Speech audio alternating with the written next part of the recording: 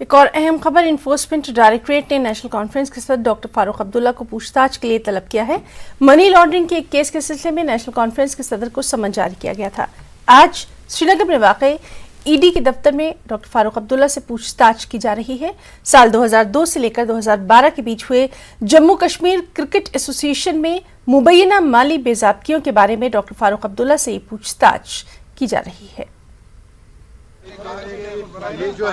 केंद्रीय जांच agency ED की टीम आज जम्मू कश्मीर के भूतपूर्व मुख्यमंत्री रहे फारूक अब्दुल्ला से पूछताछ करेगी। ये पूछताछ जम्मू कश्मीर क्रिकेट एसोसिएशन में हुए फर्जीवाड़े को लेकर है।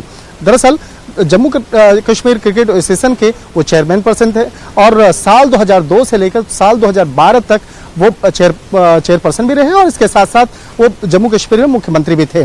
जिस तरह से बीसीसीआई के द्वारा करोड़ों रुपए का fund Jammu Kashmir cricket association को दिया गया, लेकिन उसी पैसे में बाद में फर्जीवाड़े को अंजाम दिया गया। उस पैसे से जिस तरह से बकायदा कई लोग जो है फायदा उठाए, तो उस मामले में कई लोगों के खिलाफ सीबीआई ने एफआईआर रजिस्टर्ड किया था। उसी एफआईआर में फारूक अब्दुल्ला का भी नाम था। लेकिन जिस तरह से देखा जाए, इस मामले में सीबीआई द्वारा कई बार पूछताछ की गई। उसके बाद इसी मामले को आधार बनाते हुए ईडी ने भी बाद में पीएमएलए एक्ट के तहत उस मामले को दर्ज किया और मामले की तफ्तीश के बाद कई बार फारूक अब्दुल्ला से पूछताछ कर चुकी है। लेकिन जैसे जैसे तफ्तीश का दायरा बढ़ता जा रहा है, कई महत्वपूर्ण जानकारियां सामने आती जा रही हैं। लिहाजा इसी मामले की गंभीरता को देखते हुए आज फिर से फारूक अब्दुल्ला को पूछताछ के लिए बुलाया गया है। वीडियो जर्नलिस्ट प्रहलाद सिंह के साथ शंकर आनंद, न्यूज़ 18 दिल्ली।